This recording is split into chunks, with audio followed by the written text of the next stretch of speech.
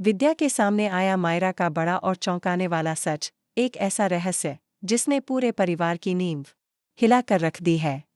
यह रिश्ता क्या कहलाता है कि अपकमिंग एपिसोड्स में दर्शकों को मिलने वाला है एक ऐसा झटका जो रिश्तों की परिभाषा को ही बदल कर रख देगा।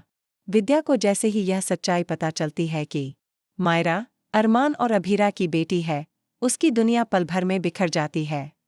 वह इस बात को लेकर बुरी तरह टूट जाती है कि इतने वर्षों तक यह सच्चाई उससे छुपाई गई, और वह भी दादीसा जैसी महिला द्वारा, जिन्हें वह सबसे ज्यादा समझदार और निष्पक्ष मानती आई थी। लेकिन असल में दादीसा की चुप्पी ही सबसे बड़ा धोखा थी। विद्या जब मायरा को अरमान और अभीरा की शादी की तस्वीर दिखाती है, तो वह तस्वीर एक पल में मायरा की पूरी दुनिया को बदल देती है। उस तस्वीर में उसे अपने पापा के साथ वह महिला दिखती है जिसे वह हमेशा प्रीति आंटी समझती आई थी। लेकिन जैसे ही वह तस्वीर देखती उसकी आंखें फटी रह जाती हैं और वह कांपते हुए बस इतना ही कह पाती है, ये तो मेरी मम्मी की जगह क्यों है इसमें। शुरू में मायरा गुस्से में फट पड़ती है।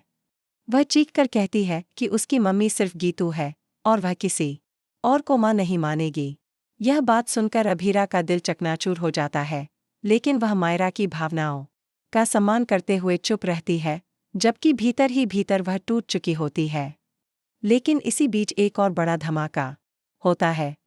विद्या को दादीसा की पुरानी फाइल्स में एक ऐसा कागज मिलता है जिसमें साफ लिखा होता है कि मायरा को गीतू को सौंपने का फैसला दादीसा ने जानबूझकर किया था, क्योंकि वह नहीं चाहती थी कि अरमान और अभीरा का रिश्ता बना रहे। यह सब एक सोची समझी साजिश थी ताकि दादीसा को पूरा बिजनेस कंट्रोल मिल जाए और उनकी पकड़ परिवार पर बनी रहे। विद्या यह सब जानकर स्तब्ध रह जाती है। अब वह चुप नहीं बैठती। वह ठान लेती है कि अब वह मायरा को उसका हक दिलवाकर रहेगी, और इसके लिए वह कोर्ट जाने का भी फैसला लेती है।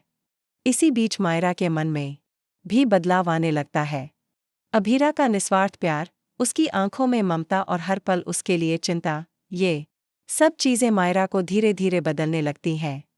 एक रात वह चुपचाप अभीरा के पास आती है और फुसफुसाते हुए कहती है, क्या मैं आपको मम्मा बुला सकती हूँ। यह सुनते ही अभीरा फूट फूट कर रोने लगती है और वह मायरा को सीने से लगा लेती है।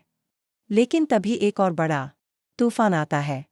दादीसा को जब यह एहसास होता है कि अब उनका राज खुल चुका है, तो वह एक आखिरी चाल चलती है। वो मायरा को चुपचाप विदेश भेजने की तैयारी कर देती हैं, ताकि न कोर्ट का केस चले, न कोई खुलासा हो। विद्या को जैसे ही इसकी खबर लगती है, वह दौड़ती हुई एयरपोर्ट पहुंचती है, लेकिन तब तक बहुत देर हो चुकी होती है। मायरा का बोर्डिंग शुरू हो चुका होता है। तभी वहां अरमान भी पहुंचता है, जो अब इस झूठ और साजिशों से तंग आ चुका होता है। वह दादीसा के खिलाफ जाकर कोर्ट में गवाही देने को तैयार हो जाता है। इधर कोर्ट केस शुरू होता है और एक के बाद एक सच्चाइयां सामने आने लगती हैं। कोर्ट में जब दादीसा की असली मंशा सामने आती है, तो पूरा परिवार उनके खिलाफ हो जाता है। और फिर एक दिन मायरा वापस लौटती है, लेकिन अब वह वही मासूम बच्ची नहीं रही। वह अब जान चुकी है कि उसका बचपन किस झूठ पर टिका था। वह अब खुद फैसला लेना चाहती है, अपनी मम्मी के साथ रहना है या अपने पापा के साथ, या दोनों से अलग होकर खुद की नई पहचान बनानी है। अरमान भी अब अपने किए हुए पुराने फैसलों पर पछता रहा होता है, लेकिन क्या अभीरा उसे फिर से एक मौका देगी, या फिर वह मायरा की खातिर मजबूरी में कुछ समय के लिए साथ रहने का फैसला करेगी। अभीरा के सामने एक और नई चुनौती खड़ी हो जाती है। उसे पता चलता है कि वह फिर से प्रेग्नेंट है, और यह बात उसे पूरी तरह हिला देती है।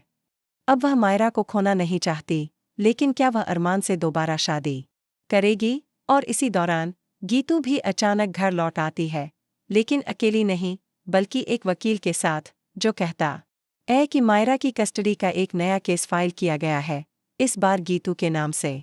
अब इस रिश्ते की कहानी ने ऐसी करवट ले ली है, जहां हर मोड़ पर एक नई साजिश, एक नई सच्चाई और एक नई जंग सामने आने वाली है। कहानी अब सिर्फ मां बेटी के मिलन की नहीं, बल्कि इंसाफ, प्रेम और परिवार के बीच की असली लड़ाई बन चुकी है। देखते रहिए यह रिश्ता क्या कहलाता है, क्योंकि अब जो आएगा वो रिश्तों की सभी हदें पार कर जाएगा।